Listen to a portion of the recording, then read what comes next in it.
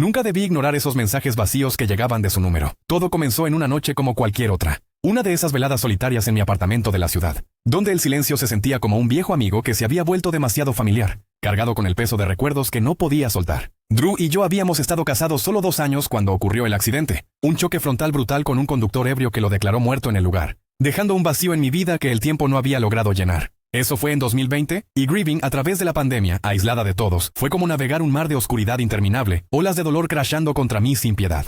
Pero con el apoyo de mis padres y su madre, logré avanzar, pieza por pieza, reconstruyendo una existencia que se sentía como un rompecabezas incompleto. Incluso había empezado a salir de nuevo, citas tentativas que me hacían sentir culpable y viva al mismo tiempo. Un equilibrio precario que mantenía con cuidado. El apartamento era mi refugio y mi prisión. Un espacio pequeño en un edificio viejo con paredes que crujían como si suspiraran. El aire siempre un poco viciado por el humo de la ciudad que se filtraba por las ventanas empañadas. Las noches eran las peores, cuando el sol se hundía y las sombras se extendían como dedos largos por el suelo de madera desgastada, recordándome la soledad que Drew había dejado atrás. Me acurrucaba en el sofá con un libro o una serie, el teléfono en la mesa lateral como un compañero silencioso, su pantalla iluminando la habitación con notificaciones inofensivas. Esa noche estaba en una cita en un restaurante italiano pretencioso, el tipo de lugar con velas parpadeantes y manteles blancos que me hacía sentir fuera de lugar. Pero intentaba disfrutar la compañía de un hombre amable que hablaba de su trabajo en finanzas con una pasión que no compartía. El vino tinto calentaba mi garganta, y por un momento el mundo se sentía normal, un paso hacia adelante en el largo camino de sanación. Entonces vibró mi teléfono, un zumbido sutil que interrumpió la conversación. Lo saqué del bolso esperando un mensaje de mi madre o una amiga, pero el número me heló la sangre. Era el de Drew, inactivo desde hace años, un relicto digital que no había tenido el coraje de borrar de mis contactos. El mensaje era vacío, solo un espacio en blanco, como si alguien hubiera presionado enviar por accidente. Mi corazón latió con fuerza, un tambor irregular en mi pecho que me dejó sin aliento. ¿Todo bien?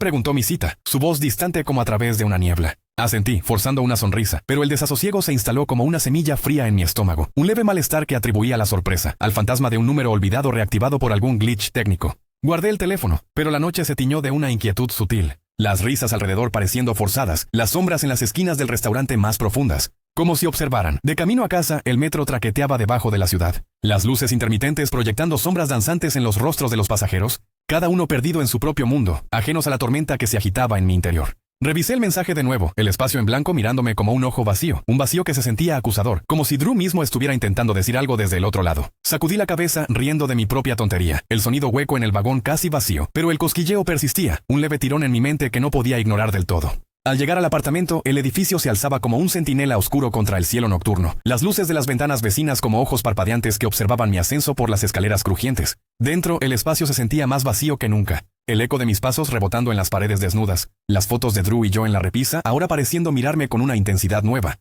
sus ojos capturados en el papel brillante siguiendo mis movimientos.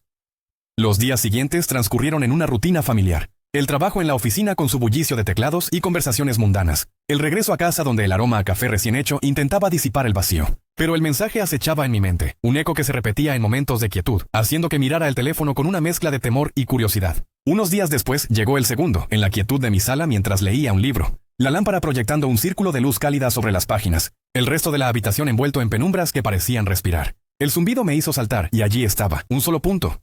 Nada más. El número de Drew de nuevo. El malestar creció, un cosquilleo en la nuca que se extendía por mi espina dorsal, como si alguien me observara desde las sombras. ¿Un prank? Pensé. El enojo mezclándose con el miedo, imaginando a algún amigo insensible o un hacker jugando con mi dolor. Pregunté alrededor enviando mensajes a familiares y conocidos. Pero nadie sabía nada, sus respuestas confundidas solo aumentando mi aislamiento. Un muro invisible que me separaba del mundo.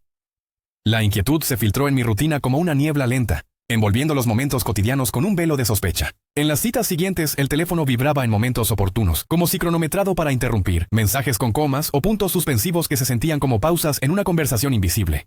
Atrás. Nada amenazante, solo lo suficiente para desestabilizarme, para hacer que mirara sobre mi hombro en la calle.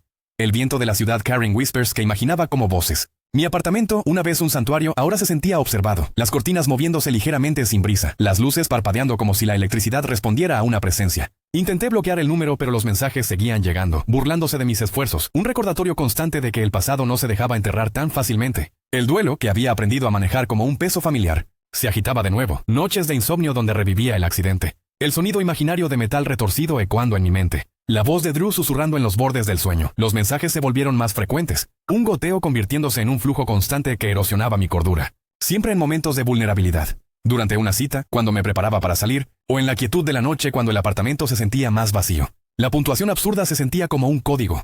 Un lenguaje fragmentado que insinuaba algo más. Un mensaje del más allá que se colaba en lo digital. El apartamento se volvía más opresivo, las paredes cerrándose como si la habitación misma conspirara. El aire cargado con un olor sutil a su colonia que aparecía y desaparecía. Un fantasma olfativo que me hacía dudar de mi sanidad. En el trabajo me distraía, el teclado bajo mis dedos pareciendo extraño, los colegas notando mi palidez, sus preocupaciones genuinas solo añadiendo a mi aislamiento. Es solo estrés, me decía, pero en lo profundo, un miedo primordial se agitaba, la posibilidad de que Drew, de alguna manera, intentara comunicarse, un hilo sobrenatural tejiéndose en la tela de lo racional, orgánico como un sueño que se filtra en la vigilia. A medida que se acercaba el aniversario de su muerte, los mensajes aumentaron, un torrente que me mantenía al borde. El teléfono convirtiéndose en un enemigo que vibraba con insistencia. Puntuación caótica que se sentía como un grito desesperado desde el vacío. El cielo gris sobre la ciudad reflejaba mi estado de ánimo, un peso en el pecho que hacía difícil respirar, los días alargándose en una anticipación tensa. Me preparé como cada año, un ritual para honrarlo. La película Stranger Than Fiction en la pantalla, su favorita, el vino tinto en la copa, el sofá donde solíamos acurrucarnos ahora vacío pero cargado de recuerdos. Me senté, el remote en mano y el teléfono empezó a vibrar. Mensajes inundando la pantalla como una marea. Puntuación caótica que se sentía como un grito desesperado. El vino se derramó cuando intenté servirlo. El vidrio rompiéndose en el piso con un crash que resonó en el silencio. El rojo extendiéndose como sangre. Me corté al recogerlo, el dolor agudo trayendo lágrimas. Y entonces el mensaje. El smiley face que Drew siempre usaba, con el espacio. Un detalle íntimo que me heló el alma. El terror se instaló entonces. Un frío que se extendía desde mi corte hasta mi corazón. La realización de que alguien me observaba, una vigilancia que violaba mi santuario. Cerré cortinas, comprobé cerraduras, el apartamento convirtiéndose en una fortaleza sitiada. Pero el teléfono seguía, mensajes con Ron intercalados, un aviso que se sentía como de otro mundo. Llamé a la policía, la voz del oficial calmada pero distante, prometiendo rastreo. Cuando llamó de vuelta, los mensajes vienen de dentro de tu casa. El mundo se inclinó, el pánico absoluto consumiéndome. Manos me agarraron por detrás, tirándome al piso. El impacto robando mi aliento, y allí estaba la madre de Drew, su rostro contorsionado en rabia, pateándome con furia, acusándome de olvidar, de moverme adelante. El dolor era real. Cada golpe un eco de mi grief. Pero la policía llegó, arrestándola, revelando su stalking, los mensajes su herramienta para mantenerme en el pasado. Pero el twist. Ella nunca envió Ron. Eso quedó sin explicar. Un hilo sobrenatural que me persigue, haciendo que mire mi teléfono con temor, preguntándome si Drew, desde algún lugar, me salvó. El terror persiste, un susurro en la noche. El teléfono vibrando con un mensaje vacío. Un recordatorio de que los muertos no siempre descansan. Sus voces ecoando en el digital vacío, esperando el momento para regresar. Me tomé unos días libres del trabajo. El apartamento se sentía como un lugar extraño. Las paredes ecoando con el silencio que ahora parecía acusador. Cada crujido una advertencia. Mis padres vinieron a visitar. Su presencia un bálsamo temporal. Sus abrazos recordándome que no estaba sola, pero incluso con ellos allí. El teléfono acechaba en mi bolsillo, un peso constante que me hacía chequear la pantalla con obsesión. La madre de Drew fue arrestada. Su confesión revelando meses de vigilancia. Su dolor torcido en obsesión, usando el viejo teléfono de Drew para enviar esos mensajes vacíos. Un intento de mantenerlo vivo en mi mente, de mantenernos atadas en el grief compartido. Pero el Ron no era suyo, lo juró en la estación, sus ojos llenos de confusión genuina, un detalle que la policía descartó como mentira, pero que se clavaba en mi alma como una espina, un misterio que se filtraba en mis pensamientos como veneno lento. Los días se volvieron una batalla contra la paranoia. El apartamento un laberinto de sombras donde cada rincón parecía ocultar algo, el aire cargado con una tensión invisible que me hacía saltar con cada sonido. Intenté distraerme, saliendo a caminar por las calles de la ciudad. El bullicio de la gente un contraste con mi aislamiento interno. Pero incluso allí, el teléfono vibraba con mensajes vacíos. Un recordatorio constante de que el pasado no se rendía. Mis citas se cancelaron. El miedo un muro que me aislaba. El hombre del restaurante enviando mensajes preocupados que ignoraba. Mi mundo reduciéndose al apartamento y al teléfono. Un dúo siniestro que dominaba mi existencia. En las noches, soñaba con Drew. Su rostro distorsionado en la pantalla. Su voz susurrando a través del altavoz.